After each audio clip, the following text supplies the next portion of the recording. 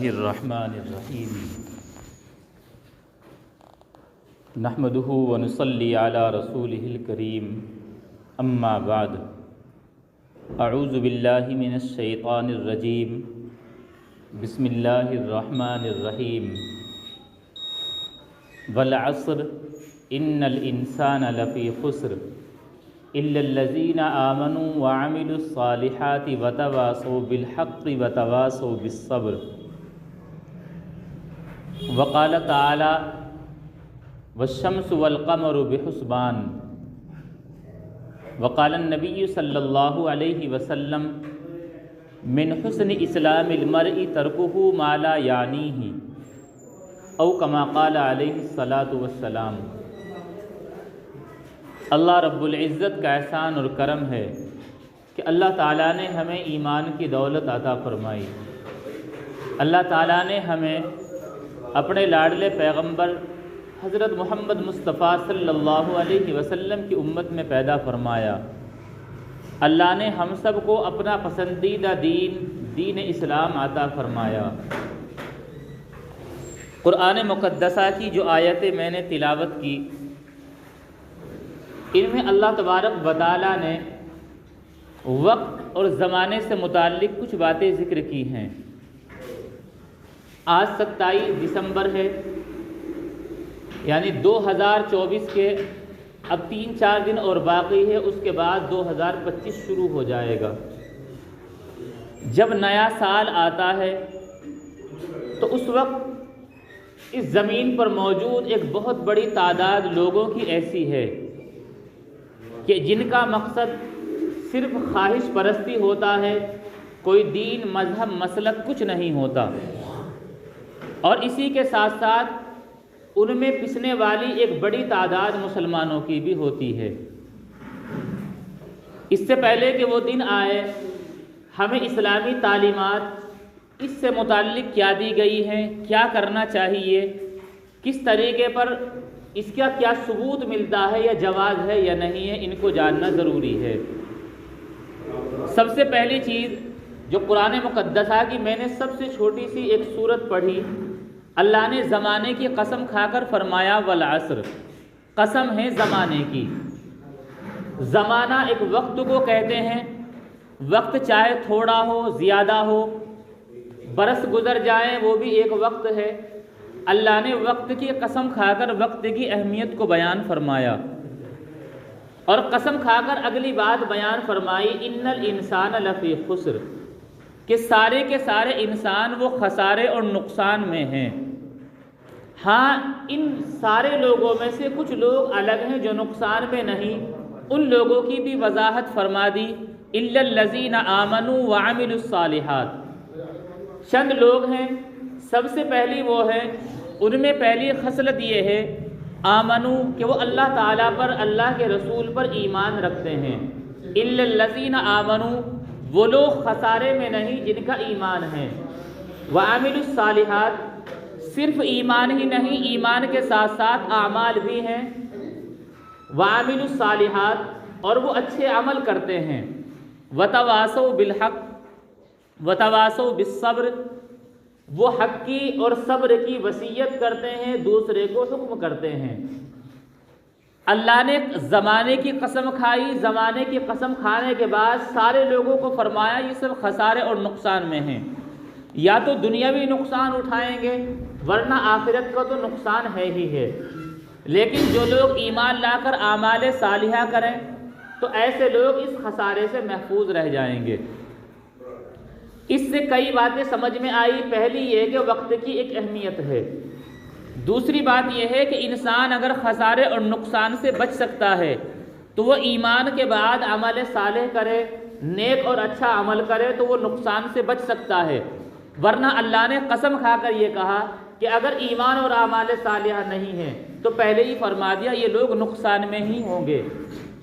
دنیا میں بھی نقصان ظاہر ہو سکتا ہے، ورنہ آخرت کا نقصان تو ظاہر ہے ہی ہے۔ اور کوئی ایمان والا اپنا نقصان نہیں کر سکتا جبکہ اس کے پاس عقل اور سمجھ ہو۔ اگر عقل اور سمجھ ہے تو ایمان لانے کے بعد اعمال صالحہ پر مداومت کرے، پابندی سے اعمال صالحہ کرتا رہے۔ دوسری آیت جو میں نے پڑھی، اللہ نے فرمایا والشمس والقمر حسبانا، اس میں ان دو چیزوں کے متعلق فرمایا کہ اللہ نے سورج اور چاند کو حساب کے لیے بنایا۔ دنیا میں جو کیلنڈر رائج ہیں ہمارے سامنے، جس کی تاریخوں سے ہم زیادہ واقف ہوتے ہیں، وہ دو ہیں۔ ایک کو شمسی کیلنڈر کہتے ہیں جسے انگریزی کیلنڈر کہتے ہیں، دوسرے کو قمری یا اسلامی کیلنڈر کہتے ہیں، اسلامی تاریخ جس سے ہم جانتے ہیں۔ ایک کا نظام سورج کے ساتھ چلتا ہے، وہ شمسی کیلنڈر ہے، ایک کا چاند کے ساتھ چلتا ہے، وہ قمری کیلنڈر ہے، اسلامی کیلنڈر بھی اس کو کہا جاتا ہے۔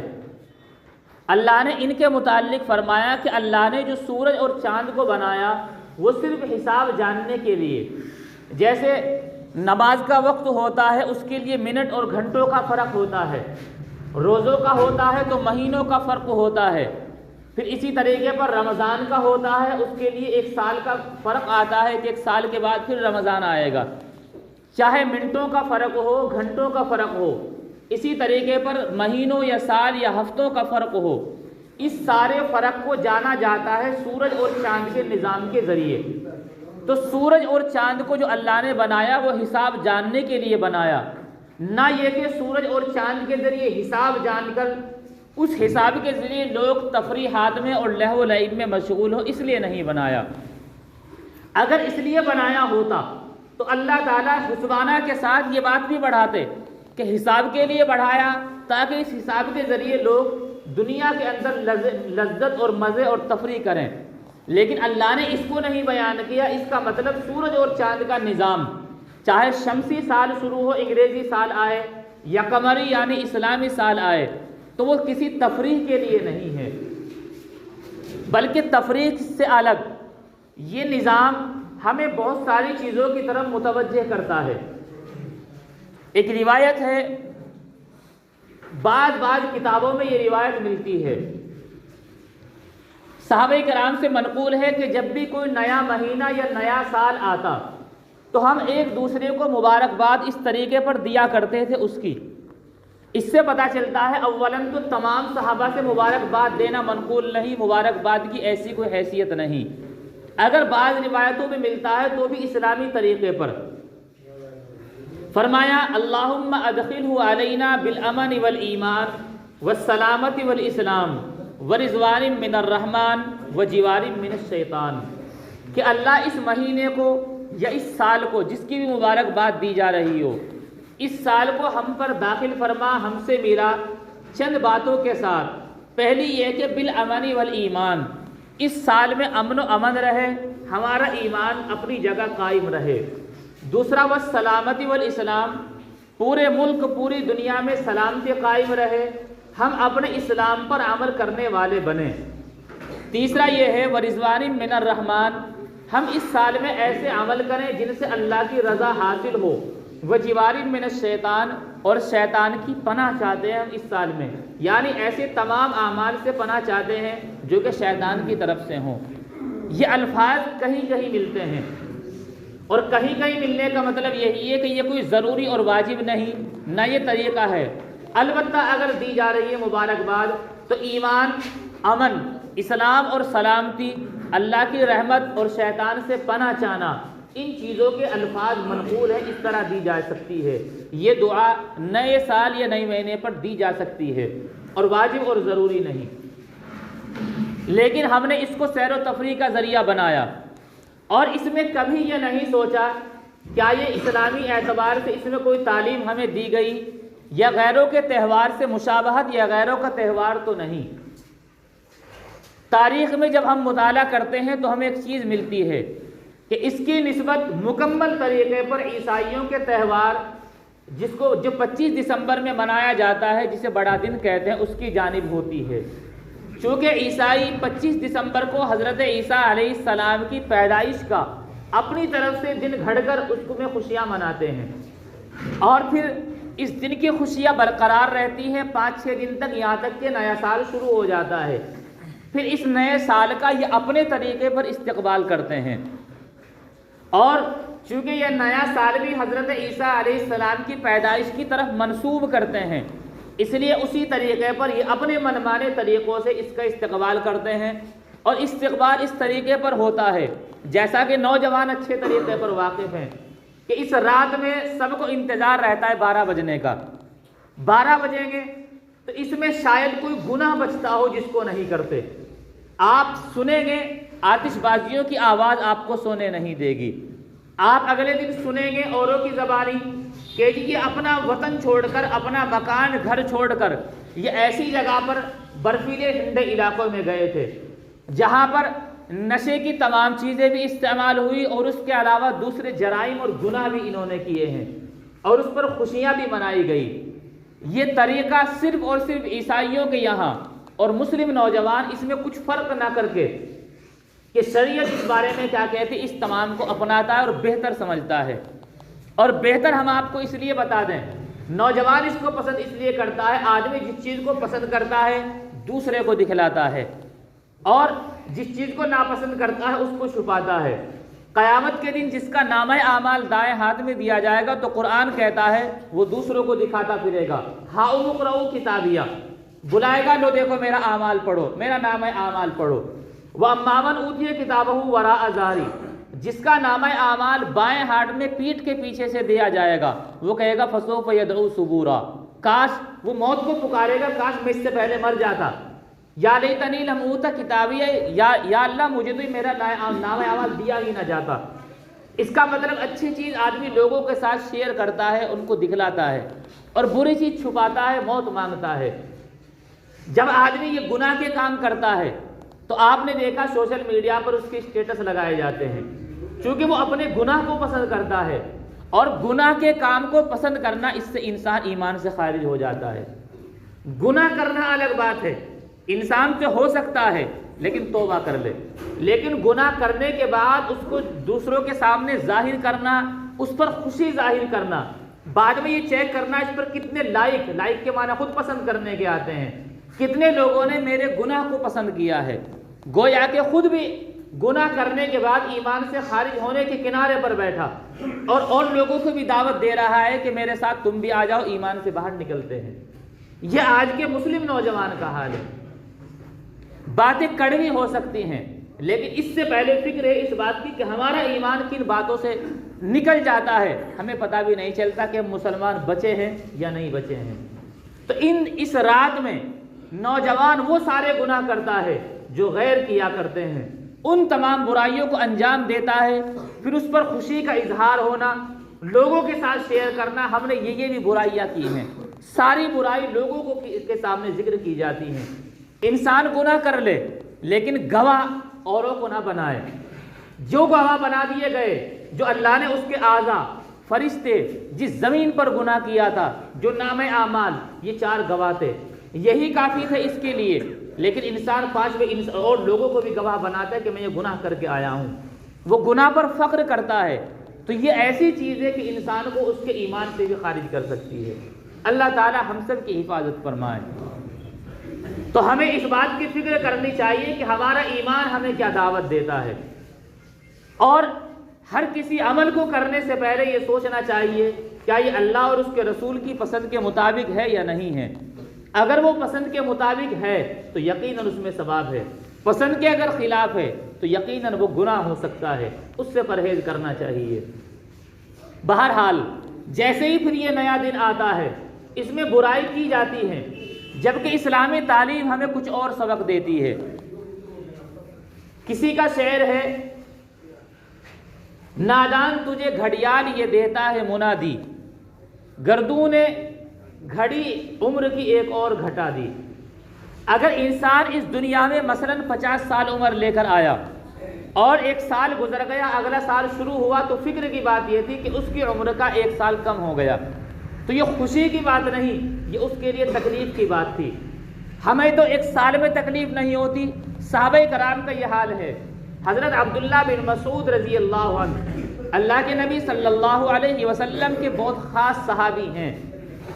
وہ فرماتے ہیں کہ مجھے اتنا رنج اور تکلیف کسی چیز پر نہیں ہوتی جتنا رنج اس بات پر ہوتا ہے کہ جس دن کا سورج غروب ہو گیا، یعنی میری زندگی کا 1 دن کم ہو گیا اور میں نے اس میں کوئی خیر اور بھلائی کا کام نہیں کیا. یعنی کوئی دن ایسا گزر جائے جس میں خیر کا کام نہیں کیا، مجھے اس پر اتنا رنج ہوتا ہے جتنا کسی چیز کے کھوئے جانے یا نقصان پر اتنا دکھ نہیں ہوتا۔ یہ صحابہ کرام کا حال ہے، اور ہمیں ایک دن نہیں 1 سال کے گزرنے پر دکھ تو کیا ہوتا، الٹی خوشیاں منایا کرتے ہیں ہم۔ آنے والے کی خوشی نہیں ہے بلکہ جانے والے سال کا غم ہونا چاہیے، دکھ ہونا چاہیے، بلکہ اپنے سال کا محاسبہ کرنا چاہیے۔ علماء نے لکھا ہے کہ جب بھی کوئی سال جا رہا ہو، نیا سال آ رہا ہو، ایسے موقع پر 2 کام ہر ایک مسلمان کے ذمے ضروری ہوتے ہیں۔ پہلا کام یہ ہے وہ اپنی ماضی کا احتساب کرے، محاسبہ کرے، جو میرا گزشتہ سال تھا یہ کیسا تھا، اور دوسرا کام یہ کرے مستقبل کی پلاننگ کرے، لائحہ عمل کرے، کیا کرنا چاہیے۔ ماضی کا احتساب اور محاسبہ، ماضی کا احتساب اور محاسبہ یہ ہے، حدیث شریف کے اندر ہے حاسبوا قبل ان تحاسبوا، تم خود ہی اپنا حساب لے لیا کرو اس سے پہلے کہ اللہ کے سامنے کھڑے ہو کر تمہارا حساب لیا جائے۔ اللہ کے سامنے جب حساب لیا جائے گا تو نہ تو زبان جھوٹ بول سکتی، نہ ہمارے نامہ اعمال گناہوں کو چھپا سکتے، بلکہ وہاں تمہارے خلاف 4 گواہ لائے جائیں گے۔ آپ کے اعضاء اور جوارح خود گواہی دیں گے کہ اس نے یہ جرم کیا تھا، جس زمین پر گناہ کیا تھا وہ زمین گواہی دے گی، وہ نامہ اعمال جو فرشتوں نے لکھا تھا وہ بھی گواہی دیں گے، اسی طریقے پر فرشتے خود گواہی دیں گے۔ اور بندہ اگر توبہ کر لے تو حدیث شریف کے اندر آتا ہے اللہ تعالیٰ اس زمین کو بھی بھلا دیتے ہیں، نامہ اعمال سے مٹا دیتے ہیں، فرشتوں کو بھلا دیتے ہیں، حتیٰ کہ انسان کے وہ اعضاء اور جوارح، جسم کے وہ حصے جو اس کے خلاف گواہی دے سکتے تھے، اللہ تعالیٰ انہیں بھی بھلا دیتے ہیں۔ تو توبہ پر اتنا بڑا انعام ملتا ہے، تو اللہ کے سامنے حساب دیں اس سے پہلے اپنا محاسبہ خود کرنا چاہیے۔ یہ پچھلا سال گزرا، ہم نے اس سال میں کون سے اچھے عمل کیے، کون سی دین کا کام ہم نے کیا، عبادتوں پر پابندی کتنی ہوئی، رمضان آیا تھا تو روزوں کی پابندی کیسی ہوئی، یہ پورا کا پورا آدمی اپنا حساب کرے، اسی کو کہا جاتا ہے ماضی کا احتساب۔ اور مستقبل کی پلاننگ اور لائحہ عمل کہ آئندہ سال کیا کرنا چاہیے۔ اس سال یہ تمام گناہ ہوئے، سب سے پہلا عمل یہ کرتے ہیں توبہ کرتے ہیں تو مستقبل کی ہماری شروعات اچھی ہوئی۔ اس سال ان عبادتوں میں کمی رہی، آئندہ ارادہ کرتے ہیں کہ وعدہ کرتے ہیں ان کو پابندی سے کیا جائے گا۔ پلاننگ اس طریقے پر کرتے ہیں کہ ہم نے بچپن میں قرآن پڑھا تھا اور جوانی آ گئی، شاید اس کے بعد مکمل قرآن ہم نے کبھی 1 پارہ کر کے، آدھا پارہ کر کے نہ پڑھا ہو، آئندہ سال انشاءاللہ کئی قرآن پورے کریں گے۔ اس طریقے پر پلاننگ کی جائے تو یہ ایمان والا اپنے ایمان پر قائم بھی رہے گا انشاءاللہ، اور اپنے ایمان سے اور اعمال صالحہ سے فائدہ بھی اٹھائے گا۔ اور اگر جیسا وقت گزرا آئندہ بھی ایسا ہی رہا تو پھر کوئی فرق نہیں پڑتا یہ اچھا کام کر رہا ہے یا برا کام کر رہا ہے۔ اللہ کے نبی صلی اللہ علیہ وسلم نے 5 باتوں کا حکم دیا، فرمایا اغتنم 5 قبل 5، 5 باتوں کو غنیمت سمجھو 5 باتوں سے پہلے، انہیں غنیمت سمجھو۔ غنیمت سمجھنے کا مطلب موقع مل رہا ہے تو عمل کر لو اس سے پہلے کہ دوسری 5 چیزیں آ جائیں۔ 5 چیزوں کا حکم دیا، اغتنم 5 قبل 5، 5 چیزوں کو غنیمت سمجھو 5 چیزوں سے پہلے۔ فرمایا شبابک قبل حرمک، اپنی جوانی کو اپنے بڑھاپے سے پہلے۔ جوانی میں انسان یہ سمجھتا ہے کہ شاید جوانی عیش پرستی کے لیے ہے، اور شیطان نے ایک جملہ ہمارے ذہنوں میں بٹھایا، ارے زندگی بار بار نہیں ملتی، خوب مزے لو۔ زندگی بار بار نہیں ملتی یہ بات ٹھیک ہے، تو خوب مزے لینے کے لیے نہیں ملی، یہ امتحان کی تیاری کے لیے ملی ہے، اس لیے تیاری مضبوطی کے ساتھ ہو، ورنہ بڑھاپا آتا ہے آدمی بہت ساری عبادتیں نہیں کر پاتا، پھر آدمی کو افسوس ہوتا ہے کہ میری جوانی کہاں چلی گئی۔ تو فرمایا شبابک قبل حرمک، اپنی جوانی کو غنیمت سمجھو اپنے بڑھاپے سے پہلے۔ اللہ کو جوانی کی عبادت اتنی پسند ہے، جو آدمی جوانی کے اندر عبادت کرے پھر بڑھاپے میں کسی کمزوری بیماری کی وجہ سے وہ عبادت نہ کر سکے تو اللہ تعالیٰ بڑھاپے میں بھی وہی ثواب اسے عطا فرماتے ہیں، چونکہ اس نے جوانی اللہ کی راہ میں قربان کی تو بڑھاپے میں اگرچہ وہ عبادت نہیں ہو پا رہی یا اس طریقے پر نہیں ہو رہی تو اللہ تبارک و تعالیٰ پھر بھی وہی ثواب عطا فرماتے ہیں۔ اس لیے جوانی کو غنیمت سمجھیں بڑھاپے سے پہلے۔ وصحتک قبل سقمک، اپنی صحت کو اپنی بیماری سے پہلے۔ آدمی صحیح ہے تو عبادتیں کر سکتا ہے، بہت ساری بیماریاں ایسی ہوتی ہیں آدمی بہت ساری عبادت نہیں کر سکتا. مثلا ایک آدمی جوان ہے روزہ صحیح رکھ سکتا ہے, بڑھاپا آیا, بیماری آئی, اسے شوگر ہو گیا, ڈاکٹر نے کہا اتنے لمبے بھوکا آپ نہیں رہ سکتے, اب یہ روزے کی عبادت سے محروم. تو فرمایا اپنی صحت کو بیماری سے پہلے غنیمت سمجھو. غنیمت یہی ہے کہ جتنی عبادتیں ہو سکتی ہوں کر لو, نہیں تو ایک وقت آئے گا پھر یہ عبادت اس طریقے پر نہیں ہو سکتی. وَحَيَاتَكَ وَغِنَاكَ قَبْلَ فَقْرِكَ, اپنی مالداری کو غنیمت سمجھو اپنی محتاجگی سے پہلے. اللہ نے مال دیا تو راہ خدا میں بھی خرچ کرتے رہنا چاہیے. ایک واقعہ لکھا ہے کہ ترکی کے اندر ایک غریب آدمی ایک مالدار آدمی کے فلیٹ میں کرائے پر رہتا تھا. مہینہ ہو گیا, اس غریب آدمی پہ کرائے کا انتظام نہیں ہوا. اس نے ہاتھ پاؤں جوڑے, منتیں اور خوشامدیں کی, یہ کہا کہ اس بار کچھ کم لے لو, آئندہ میرا کام صحیح چلے گا تو میں پورا دے دوں گا. اس نے زبردستی کی اور اس کو گھر سے باہر نکال دیا.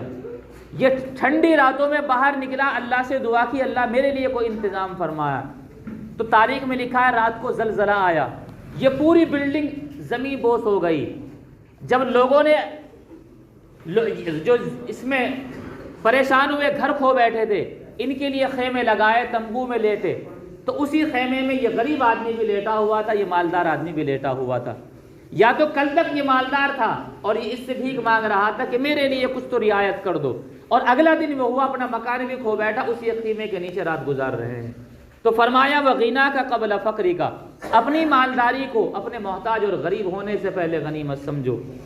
وَفَرَاغَكَ قَبْلَ شُغْلِكَ, اپنے فارغ ہونے کو اپنے مشغول ہونے سے پہلے. ہمیں بہت سارا وقت فری ملتا ہے جس میں بہت ساری عبادتیں کی جا سکتی ہیں. ایک عبادت یہ بھی ہو سکتی ہے ہم اپنی اولاد کے پاس بیٹھ کر ان کی صحیح تربیت کریں, بڑے چھوٹوں کا ادب اور یہ ساری باتیں سکھلائیں. لیکن اس وقت ہم اپنے دوستوں کے ساتھ پارٹی وغیرہ میں مشغول رہتے ہیں. پھر ایک وقت آتا ہے ہم اپنے کام میں اتنے مشغول ہو جاتے ہیں کہ ہم یہ سوچتے ہیں کہ کام چھوڑوں یا نماز پڑھ گیا ہوں, پھر ایسے پریشان ہوتے ہیں. فرمایا اپنے فارغ ہونے کو مشغول ہونے سے پہلے غنیمت سمجھو. آگے فرمایا وَحَيَاتَكَ قَبْلَ مَوْتِكَ, اپنی زندگی کو غنیمت سمجھو موت سے پہلے. جب تک زندگی ہے سارے اچھے اعمال کیے جا سکتے ہیں, موت آ گئی تو اعمال کا رجسٹر بند, اب جزا اور بدلے کا شروع ہو جائے گا. اس لیے موت آنے سے پہلے اپنی زندگی کو غنیمت سمجھو کہ زندگی رب کی مرضی کے مطابق گزاری جائے. زندگی کا دن ہمارا کیسا گزر رہا ہے, رات کیسی گزر رہی ہے, اللہ کی مرضی کے مطابق ہے یا نہیں ہے. یہ سارا محاسبہ گزشتہ سال کا ہو, آئندہ کی پوری پلاننگ اور لائحہ عمل ہو کہ کس طریقے پر گزارا جائے, تو ایک ایمان والے کی پہچان ہے. ورنہ وقت ساری دنیا گزار رہی ہے. حضرت علی رضی اللہ عنہ فرماتے ہیں یہ ایام یا دن یہ تمہاری زندگی کا تمہاری عمروں کے صحیفے ہیں, لہٰذا اچھے اعمال کے ذریعے انہیں دوام بخشو. حضرت حسن بصری رحمۃ اللہ علیہ فرماتے ہیں اے ابن آدم تو ایام یعنی دنوں ہی کا ایک مجموعہ ہے, جب تیرا ایک دن گزر گیا تو سمجھ لے خود تیرا ایک حصہ تجھ سے ختم ہو گیا, کم ہو گیا. تو ہم آنے والے سال کا جشن نہ منا کر اس کی پلاننگ کریں اچھے اعمال کیسے کریں گے, اور جو گزر گیا اس کے متعلق اپنا محاسبہ اور احتساب کریں کہ ہم نے کیا اچھا کیا کیا برا کیا. اچھا کیا تو اللہ کا شکر ادا کریں, برا کیا تو توبہ اور معافی اور استغفار کریں. اللہ تبارک و تعالی عمل کی توفیق عطا فرمائے. وآخر دعوانا الحمدللہ.